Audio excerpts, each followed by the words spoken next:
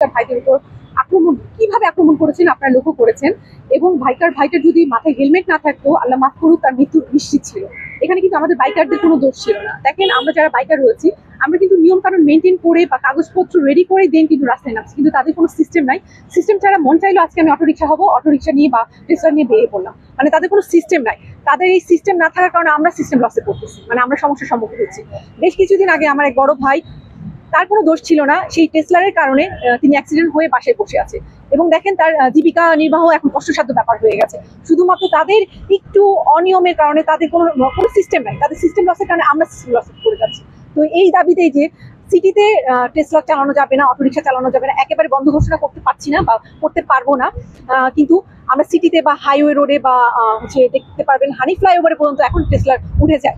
মানে এটা আসলে আমাদের দেশে এটা আসলে খুব লজ্জার বিষয় যে আমাদের সিস্টেম থাকা সত্ত্বেও আমরা সিস্টেম মেনে চলি না। আরেকটা কথা আমি বলবো, শুধু টেসলার বা ওদের দোষ দিলেও চলবে না, আমরা যারা সাধারণ যাত্রী রয়েছে আমরাও কিন্তু একটু নিয়ম মেনে চলবো।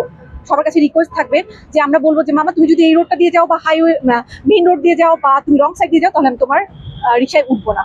তো সেক্ষেত্রে আমাদের যার যার জায়গা থেকে প্রতিবাদ করতে হবে, আমাদের যার যার জায়গা থেকে আমাদের এগিয়ে আসতে হবে। আজকে আমরা বাইকাররা এসেছি, আমি আশা করবো যে আমরা সবাইকে আমাদের পাশে পাবো। আপনি কোনো ভুক্ত, আপনার কিছু হয়েছে কিনা, তাদের আপনার কোনো অভিজ্ঞতা আছে কিনা আসলে? হ্যাঁ, সেটা তো অবশ্যই আছে। আমরা বাঙালিরা নিজেদের উপর যদি কোনো কিছু না আসে, তখন কিন্তু আমরা এগিয়ে আসি না। দ্যাটস ওয়াই আমার উপরে অনেক সমস্যা এসেছে, বিশেষ করে ঢাকা ইউনিভার্সিটি ওই দিকটায় যখন আমি প্রতিদিন অফিস থেকে বাসায় যাই, তখন আমার অনেক সমস্যার সম্মুখীন হতে হয়। আগে লক্ষ্য করতেন যে রিক্সাওয়ালারা একটা লেন মেনটেন করে চলতো, বাট এখন তারা কোনো লেন মেনটেন করে চলে না, তারা পুরো রাস্তাটা দখল করে রাখে। আমরা যারা বাইকার রয়েছে, আমরা যদি পেছন থেকে বলি মামা একটু সাইড দাও, তারা হাসাহাসি করে, বলে এই মামা এভাবেই চালাও, এই তুমি চালাইতে পারো না, এই কিভাবে চালাও, একটু জোরে চালাও। মানে আমরা মেনটেন করে চলতেছি, এটা নিয়েও হাসাহাসি করে। কয়েকদিন আগে তাদের ভুলের কারণে আমার স্কুটারটা ভেঙে যায়, ইভেন আমি হাতে ব্যথা পাই, আমার বাবা পিছনে ছিল, আমার বাবা হাতে ব্যথা পায়, আমার পায়েও কিন্তু ব্যথা পেয়েছি। আল্লাহর অশেষ রহমতে কম ব্যথা পেয়েছি, কিন্তু আমার স্কুটারটা অনেক ক্ষতি হয়েছে, প্রায় 10 থেকে 12,000 টাকা আমার সেটা পেছনে ব্যয় করতে হচ্ছে। অনেকদিন থেকে আমরা দেখছি যে রাস্তায় মেন সড়কে অটোরিকশা চালকের দৌরত্ব আমরা দেখছি, অনেক ভাবে দমানোর চেষ্টা করতে যাচ্ছে না কেন, কি মনে করছেন আসলে? আচ্ছা, বাংলাদেশের প্রেক্ষাপটে এখন অনেক সমস্যার সম্মুখীন। এই সমস্যার মধ্যে তারা আসলে এখন হয়েছে কি, মুই কি হনুরে একটা অবস্থা, তারা যেটা মনে করছে সেভাবেই চলতেছে। তারা নিজেরাই নিয়ম কানুন তৈরি করতেছে। দেখেন, তাদের কিছু বলা যাচ্ছে না, বললেই তারা একত্রিত হচ্ছে। তাদের সংগঠনটা দেখেন কিভাবে একত্রিত হয়ে উল্টা পুলিশদের উপর আক্রমণ করছে, সাধারণ মানুষের উপর আক্রমণ করছে। মানে তারা কোনো নিয়মই মেনটেন করছে না। মানে তারা একটা বলতে গেলে জম্বি হয়ে উঠেছে। নর্মালি মুভিগুলোতে দেখবেন যে জম্বিরা খুব দ্রুত ক্রাশ করে ফেলে, তো আমি মনে করবো যে ঢাকা সিটিটাকে ওরা ক্রাশ করে ফেলতেছে।